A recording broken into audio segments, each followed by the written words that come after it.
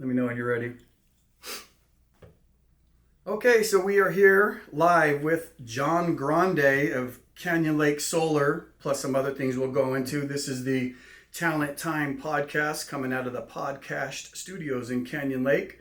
So, John, I see you're the owner of Canyon Lake Solar. That's right. Now the president of the Canyon Lake Chamber of Commerce. Yeah. Among some other things that we'll talk about. So let's first talk about your solar company here. How did you get started? I mean, I know solar is very popular now, but I don't think, I guess it's kind of a little older now, but not many people know about it. So how did you get started and what do you like about that? Sure. So, in a previous career, I was handling business development for a software company. Oh. And it was great work and it was very fulfilling. But, you kind of, just like a lot of people, you start to evaluate what you're doing and that kind of stuff. And, I really wanted to get into renewable energy. I believe strongly in renewable energy and not only the cost savings, but just the overall good that it can do. Oh, wow. And, I had looked at a few different solar companies and nothing really appealed to me. I have a very strong sense of ethics. And so I wanted a company that does right by their customers. I see. Those kinds of things. And so, I went on for a couple of years like that. And then one day, a friend of my wife's reached out to me or put a Facebook post. And then I reached out and said, hey, we're looking for people on our team. He worked for a solar company and went in and great fit. And really fell in love with the industry right away. And had been in the industry for several years. And September 1st, 2021, opened our doors and started our own company. Wow. So that was after the pandemic? Yes, correct. Yeah. Did that have anything to do with it, the pandemic? Did it give you more time to think or learn about it? Or? Well, I think all along in the back of my mind, I kind of knew I wanted to, open up our own shop. But that's interesting. But there's a lot of factors involved. You really want to at least get the basics down and understand and use what you're doing as a learning experience, and see what things you can improve upon. Right. Look at the courses of action that are set up for companies. What works, what doesn't work. Okay. So what are some of the things that you've come to realize you can improve and that you've moved forward, as far as the solar industry? Sure. Well, we believe in a few things. First and foremost, community involvement. Okay. And that was one of the things I've always been frustrated about in the past when I was an employee. Because I'd always, suggest to the owners, and everybody talks about it, right? Everyone says, we want to be involved, we want to support the community. And then when you come up with some ideas and some thoughts, you would see that those rarely get followed through on. Sure. Our organization has a huge emphasis on community. We encourage our staff to be active. And our feeling is simple. It's what's good for the community is going to be good for our customers. And what's good for our customers ultimately is going to be good for us. I like that. That's awesome. So moving forward, now you're the president of the Chamber of Commerce at Canyon Lake. That's correct. Such a huge difference, like solar and then, I don't know about politics, but kind of, leadership, if you will. How did you get into that? What made you cross over into that? Well, again, being part of the community, one of the first things we did when we started the organization was join the chamber because we believe in the chamber. The chamber supports local businesses. And is an advocate for those businesses. And in a lot of ways a platform for our local businesses. So I joined because I believe in the chamber. I joined. I've been active in Riverside Chamber years ago. Once the executive team kind of got wind of that, next thing you know, they were inviting me to be on the board. And then after some time on the board, I got invited to become the president. Wow. So what are some of the goals that you have as being the president of the Chamber of Canyon Lake? What are some of the goals you have maybe to change some things? Yeah. So, well, you know what? I'm standing on the shoulders of giants because the previous president, Jeannie Odell, did a terrific job and really set the stage for me to succeed. So I'm incredibly grateful for that. The things that we want to do are probably things we always want to do. We want to be expose ourselves more to the community and show how we are supporting our local businesses, how we're an advocate for the company. And or for different companies here in our city. And by working with other entities such as the city and the POA and different associations here, so that's first. We want people to know what we're doing. That's incredible. We want to increase membership. We want to have more events for people to come to network and voice their concerns. So those are the types of things we're working on. Oh, that's great. So when you're talking about events, you're talking about like in Canyon Lake, they have a lot of the concerts and events. No, we're talking about business events. Okay. So for example, on September 19th, right here at Pepe's at 6 p.m., we're having a business speed networking event, which is geared around towards. Have you ever heard of speed dating? Yeah. So kind of same thing. Yeah, very similar to speed dating, but instead of singles looking to find a partner, it's businesses looking to have conversations with other business people. Nice, awesome. So that's open to the public, by the way. So, it is okay. That's what I was just going to ask. Come on down.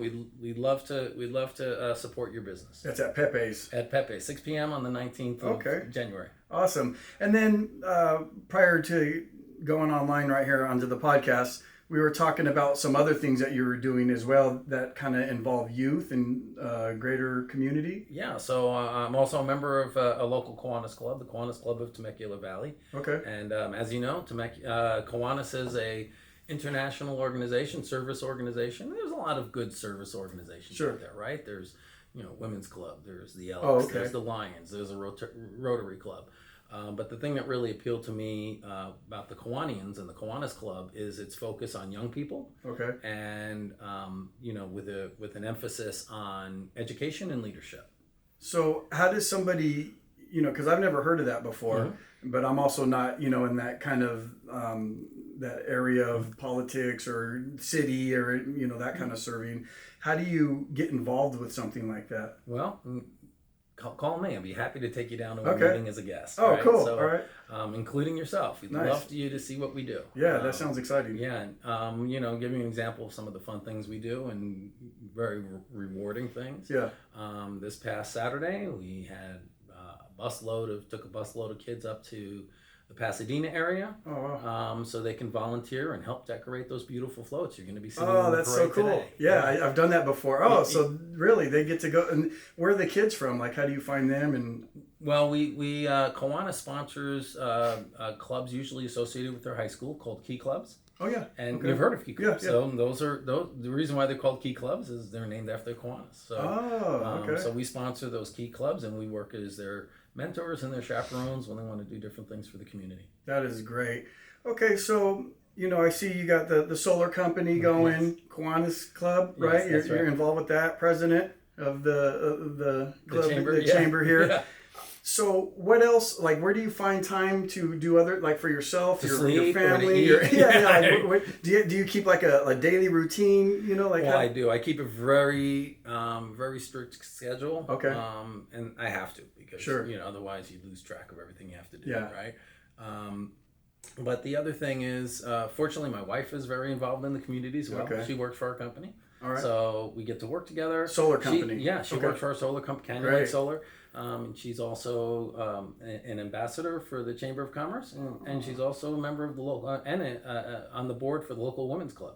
Okay. So yes, the answer is sometimes it gets a little tough to squeeze in all your personal time and your family time and those kinds of things. Fortunately, we don't have any small children in the house, so that frees up our time. And also, when you own your own business, naturally you have to work and you put in a lot of hours to work, but being the boss has its advantages in the sense that you could manipulate your schedule, right? Yeah. And say, wow, today I'm going to, spend an hour or two with Anthony doing a podcast. Yeah, right? I like that. Well, what that means is in the evening, I'll probably be catching up on a lot of my work. Right. The work doesn't go away. It's still there, so you still have to do it. But you do have the liberty to kind of, manipulate that a little. Direct your own and to volunteer and to do great, fun things like this. That's cool. So what are some, are your favorite things, with everything you do, what would you say you look forward to the most?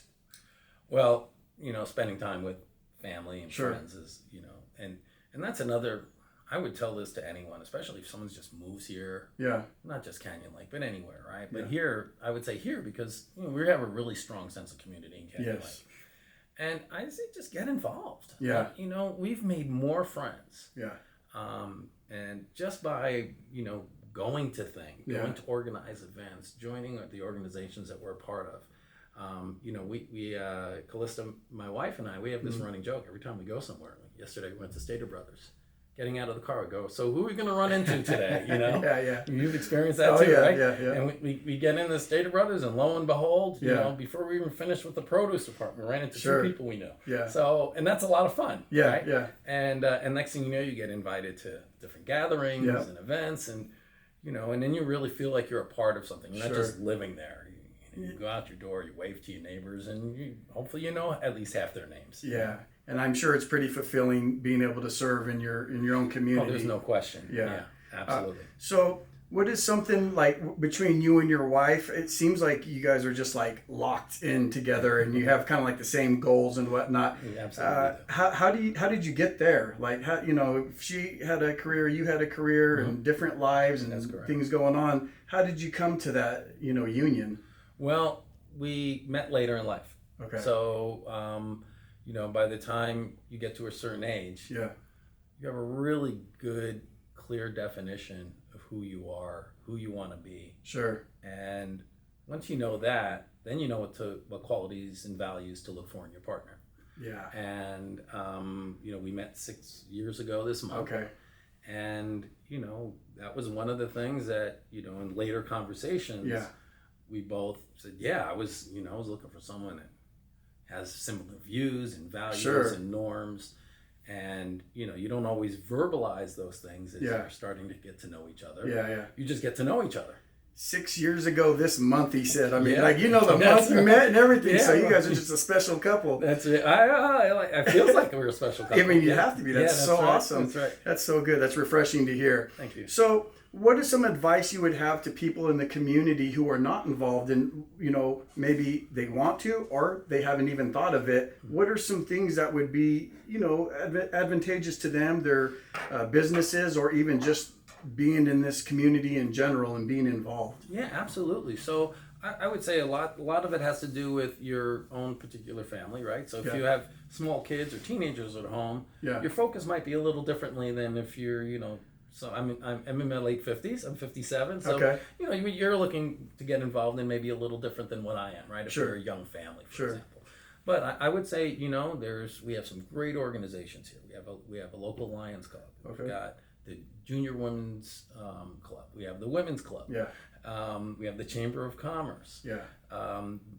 Brad Morton Brad and his wife John have a great group called the Newbies. Yes. That's more of a social club, but that's a great way to get to know people. And then you start to find like-minded folks, and next thing you know, you're asked to volunteer, you're asked to help with different things. And so for those who want it, there's a lot here. There is. And I think to most people, they might be a little scared or intimidated to come into these groups, because I know when I first moved into Canyon Lake, 4, 5, 6 years ago, whatever it was, I started seeing the Friday Flyer and all these things were going on. And, my wife is in the Junior Women's Club. She's leading the philanthropy and the scholarship. And I've never been a part of all these things. And I'm like, okay, what about the men? She's like, no, there's a men's club. And then, I'm just thinking to myself, I don't know if I'd fit in. And I got all these questions and I just kind of avoided it, and now I'm thinking, I want to get involved more, seeing people like you,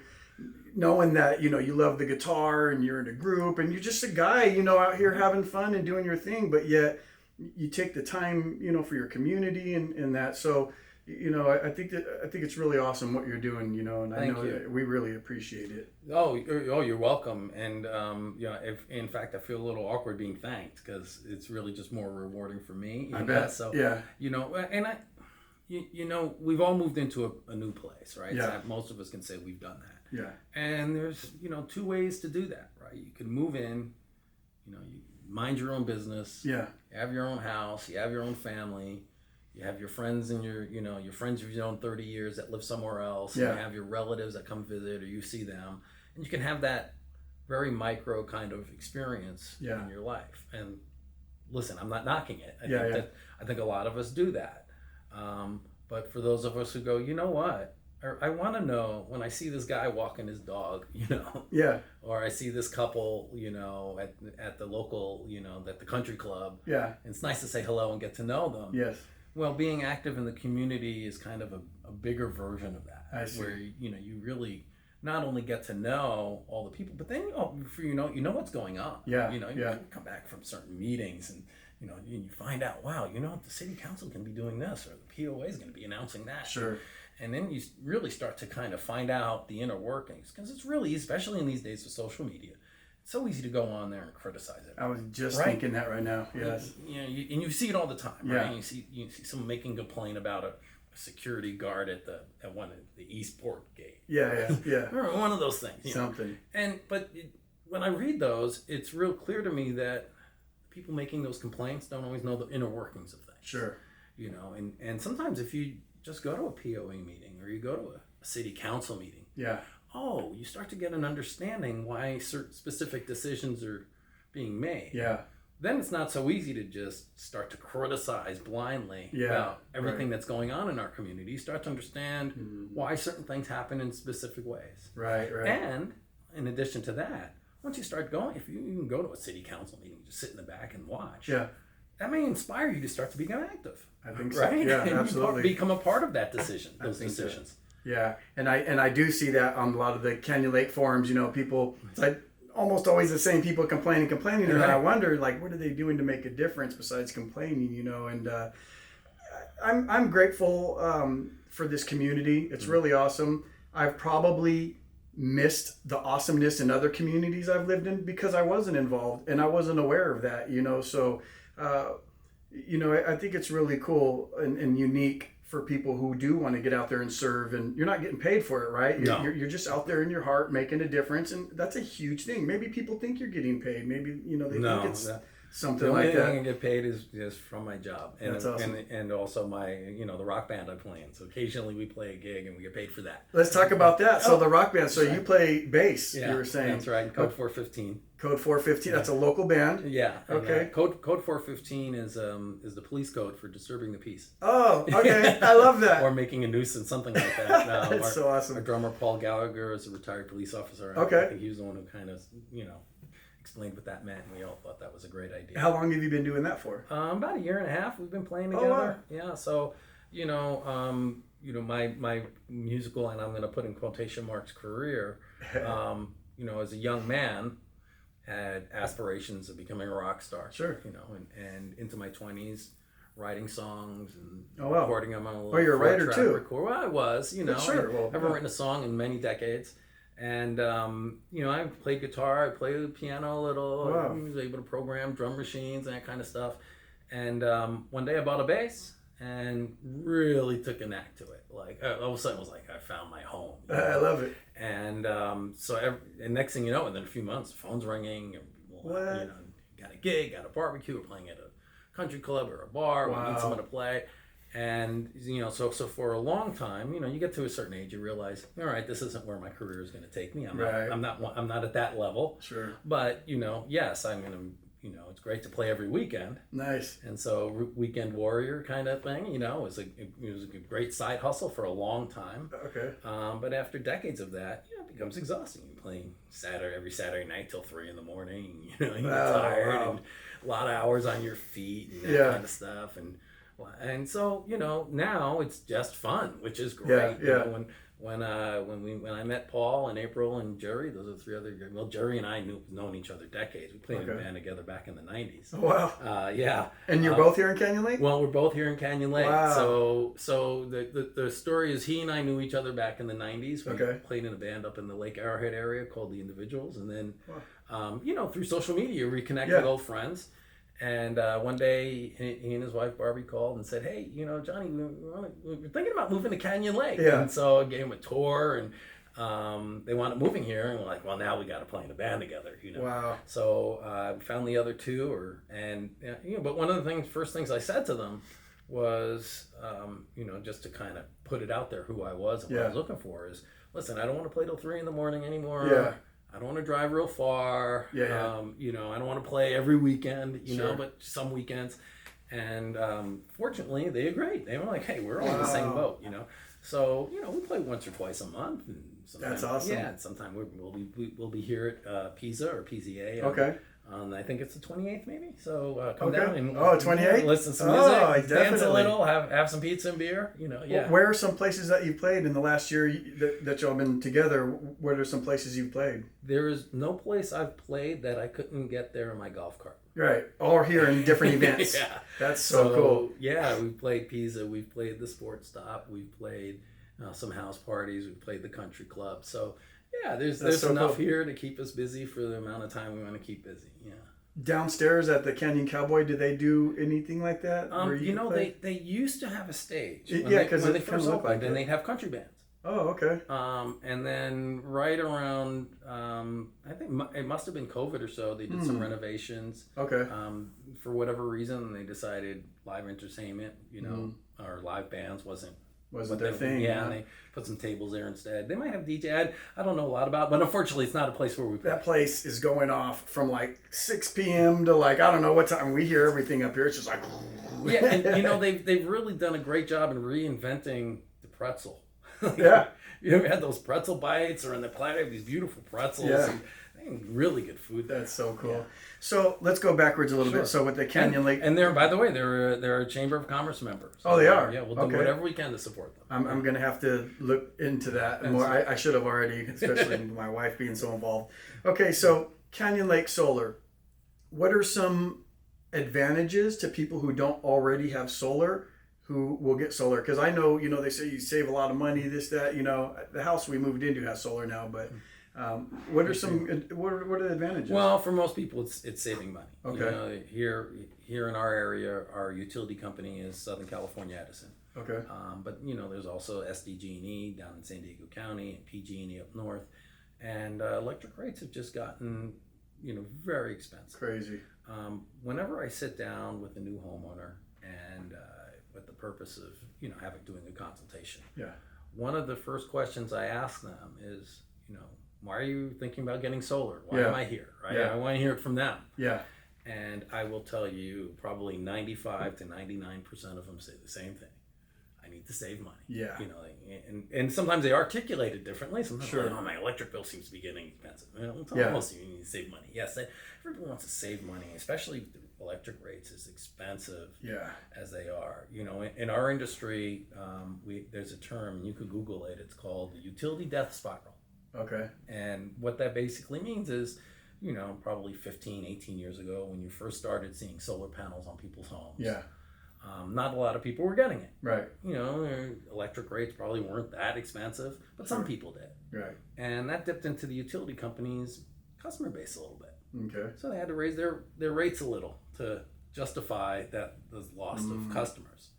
Well, their rates went up, so fewer people decided to get solar. Oh, wow. Right? So and that just keeps happening, sure. right? So the rates go up, more people go, oh, that's it, Yeah. So, and there are people who are holding on strong, like they decide not to get it. And then, August comes around of that particular year, and now all of a sudden they have a $400 or an $800 or $1,200 electric bill. Like, all right, I think I'm ready to cave and finally get solar. So, I would say the biggest motivating factor for homeowners to get solar power is to save money. There are some people, once in a while you meet someone who's really just believes in renewable energy and wants to have the latest technology and that kind of thing. Yeah. And sometimes that's a secondary reason sure. or secondary reasons.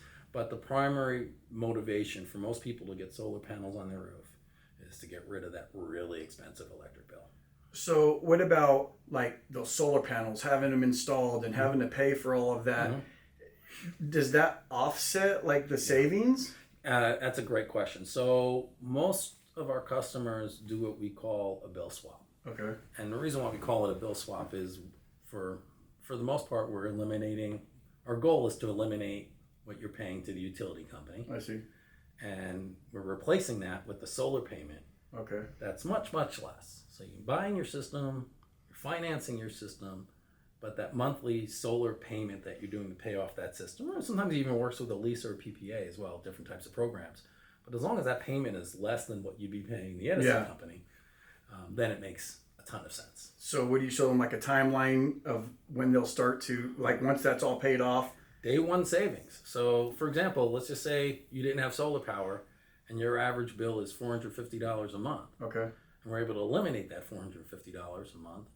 and replace that with a solar payment of $180 a month, for example, that makes that's day one. You're already saving, over $200. Actually, right? amazing. Yeah, exactly right. Okay. So, with no money out of pocket, that's why we call it day one savings, because one day you're paying a ton of money to Edison, and the next day you're paying much less to the solar finance company. So you really believe in it. I mean, yeah, there's no question.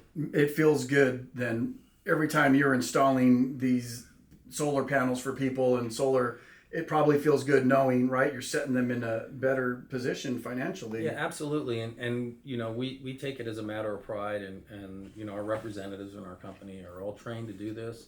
We make it a point to visit our customers every few months after installation. And so it's not just conjecture. We know by sitting down at a homeowner and reviewing their bill after solar, after their solar's been installed, that we really are making a difference for a lot of families. That's so awesome. I have one more question concerning solar, as many as you want, because I don't know too much about it. So one of the things was I heard that once somebody gets solar, the I wouldn't say the negative factor of it, but just one of the things that people are concerned over is right now that it takes a long time once somebody orders it, that it takes a long time for them finally to get to it. Like there was some type of backup about it or something. Just like everything else, there's supply chain issues. I see. Most of those have been resolved. Okay. Our biggest challenge is, as far as timeline is concerned, believe it or not, are not supply chain issues. It's dealing with things like getting permits, getting approvals. There's a lot of, and sometimes if you have to upgrade someone's electric panel or something like that, now we have to cooperate with Edison. Oh, I didn't know that. Okay. Yeah, so we have to wait for them to give us dates for specific things. So a lot of it is hurry up and wait, right? Yeah. Once we have all the permitting and all the approvals and we're ready to go, the actual installation itself takes 1 or 2 days. It's not it's not like building a room or a pool or something. Right. So if you look at all the different types of home construction there are, I think having a solar system installed is probably the shortest process out of a lot of the other things that are out there. Okay, so is there a website or somewhere people can go to of yours that they can find out more information or interested? Yeah, a few things. So you could always we have a website like everybody else. So CanyonLakeSolarCo.com. Okay, right? So that's Canyon Lake Solar Company, but Canyon Lake Solar Co.com. Got it. Okay. And then also you could always give us a call. Our office number is 951-888-2370. Cool. And then moving forward to being involved here, being the president now, what are some things people can just kind of go to look at, maybe your Instagram, your Facebook? How can they find you so they can kind of just look at who's the leader now, who's leading this thing? Oh, yeah. You're talking about the chamber? Yes. Yeah, well, you can find Canyon Lake Chamber page on Facebook. Okay. And we're constantly posting our events and other updates. So I think you just want to kind of follow us on Facebook. Okay.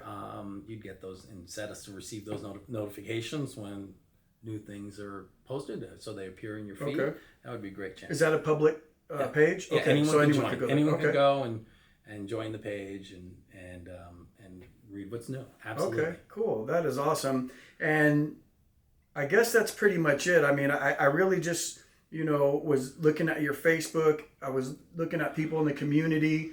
You're very involved, very unique, and it does seem like you have a passion driving you with everything you do.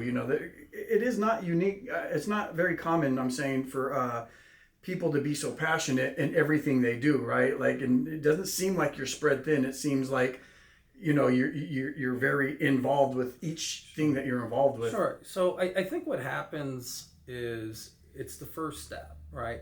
That sometimes we see some hesitation. Yeah. You don't, like you mentioned, I don't know how to get involved. Sure. But once you do, and you start to get to know people, you start to show up at some of these events or meetings. Next thing you know, your phone's ringing, or sometimes I remember one time, I was going back, 6 or 8 months ago, whenever it was, I was riding my golf cart through the town center, and I ran into Mayor Smith and Councilwoman Dane. Okay. And they kind of flagged me, "Hey, John, come over." We're every year the city, we like to put flags on everybody's lawn for it was Memorial Day. I think it was Memorial Day. So, yeah. And we need people to do that. Can you? Yes. So Callista and I, yes, we'll do it. So, sometimes it's just as simple as that. Is once you get involved, people start to remember you or start to realize, oh, this is someone I can count on to do these things. And sometimes maybe they wouldn't have called me. Maybe they hadn't thought about it. In fact, maybe they were just talking about it as I was riding my golf cart past them. So, once you start to make those first little baby steps, there tends to be a momentum and a certain rhythm. Sure. And then people are glad, especially when you do it with a good attitude, because we're always happy to do it. If we whine, well, all right, maybe they're not going to call me the next time. Yeah. But we're glad to help. We're glad to be out there. That was a lot of fun. So, we went out in the golf cart. We had a ton of these little flags. And, we're riding around and people coming out of their houses, thanking us and getting to know a lot of people in our community. And the day that we did it, because what they do is you get a map of the city and they basically highlight like the streets that they want you to put flags on, And to our benefit, it wound up being on the other side of the lake from where we live. Okay. And we live closer to the main gate. These are homes closer to the east gate. Yeah. And so we got to meet a lot of our people in our community who we otherwise wouldn't have gotten to meet. Yeah. Because they're on the other side, Yeah. So, it's real easy to get to know your neighbors who, ride their bikes or walk their dogs past your house every day. You wave, and after a while you get to know them a little bit. But, once you get on the other side of the lake, which is only, 5 or 10 minute golf cart ride. Yeah. But it seems like it's another world. Yeah, right. And this is what I have to say about that. So when I moved into Canyon Lake, I had was getting over a broken hip, and I was recovering. So, the hills are awesome to walk, and everywhere I go, people are waving at me. And I'm like, do I know him? And I'm like, I'm waving back, like, reluctantly, like, okay. Are they trying to, like, tell me, like, are they suspicious? Yeah, and coming from another community, you become a little suspicious, right? And then once you get here, you realize, oh, this is just how everybody is. This is how it is, And then another big thing that I really love is the huge yard sale things that they have there. And it's just like everybody's just so cool. Like you're interacting with everybody. I love it. I think it's an awesome community. We're very fortunate. You're very fortunate to be leading. There's actually been a few times where I've been out and, someone's out walking or whatever. And, they look like someone that I thought I knew. Yeah. Oh, let me go back and say hello to, so-and-so. And you go back and you realize, oh, you thought they were someone else. Most of the times you just keep going, right? Yeah. In this case, people stop and talk to anybody. Yeah. Right? Talking made some new friends, right? Yeah. I go for walks with my wife, and I mean, we're just talking, and I'm like, we got to keep our pace, we're exercising. Right. It's just, it's everyone awesome wants to say hello. Yeah, that's so cool. Well, it was awesome, John Grande, speaking with you. I really appreciate you coming here and leading the way here at Canyon Lake and your solar company, just being passionate about helping people save and educating people. Maybe one more thing, I guess it was in the back of my mind. I'm very into self-growth and, what have you. Is there any books or seminars or anything that you have gone to over you seem pretty developed, is there anything you can tell anyone out there that maybe to help develop themselves and gain more confidence in the things that they do that you've ever read or studied or that you do right now? Well, I think you kind of hit on something. I think books is a great way to start. Sure. 30 years ago when you say read a book, it was a physical book, right? Yeah. We still have those, right? But there's so many other ways to enjoy a book. Sure. Right? You can download it and listen to it in your car while you're driving. They got you can read it on your tablet. Yes. And this. So what I would say is it's always good to start with a book. And there's dozens of different categories for self-help out there. But I would say a lot of that might have to do with your own particular values and, and your own background. Maybe you have very strong religious beliefs, so you might want to gear in that direction, right? Maybe you have certain political viewpoints, and but sometimes just psychological stuff. So I would say go out there and see what's there to. Anything that comes to the top of your mind that has ever helped you or that you know of? Sure. So I used to love to read fiction. I used to love to read novels. Oh, wow. Right? Okay. And you read, you just read a story for 200 or 300 pages or something. And I'll never forget. I read I don't remember what the book was, but I read it, and I told a friend of mine who was just starting his own business. Now we're going back 30 years ago. Okay. I said, hey man, you got to read this book. It was great. He's like, listen, unless that book's going to tell me how to make money, I'm not going to read it. Oh wow. And kind of stuck with me a little bit. And when I started, of course, starting my own career, going into business, I found business books, right? Yeah. Things that teach me marketing and sales approaches and all that. There's a great series of books called For Dummies. Okay. Right? Yeah. I mean, there's marketing for dummies. There's crafting beer for dummies. Sure. You can probably find one. Play guitar for dummies. Whatever. I think those series are great. I like that. Because they really break things down in a very simplified approach. Sure. Or a simple approach, and great ways to learn things that you don't normally know. Well, maybe when you're after you've been president of the Chamber of Commerce, you can write how to be president of a Chamber of Commerce for Dummies. Somebody just sent me the other day How to Win Friends and Influence People by Dale Carnegie, and I've read that a few times. Right. I don't know who sent it to me. It was in my mailbox addressed to me, and I was like, wow, it was showing Nalper. I was like, I'm going to read this. Like this, you can listen to it online. They read it to you, whatever. But I really think I'm going to sit down and read that book. Oh yeah, there was one that I used to read when I was a really young person, late teens, early 20s. Probably read it more than a few times. Called The Art and Science of Personal Magnetism. Okay. And just a very, very in-depth book, but but then it teaches you a lot of those universal things you want learning later in life that never change. That never change. When you're sitting down to have a conversation with somebody, ask them about themselves. Right? Those kinds of things. That's so great. Okay, so I'm going back to ending the podcast. I appreciate you coming in so much. It's been a pleasure and an honor. This is a lot of fun. Thank you. Yes, man. thank you so much. Right. Thank you. That was awesome.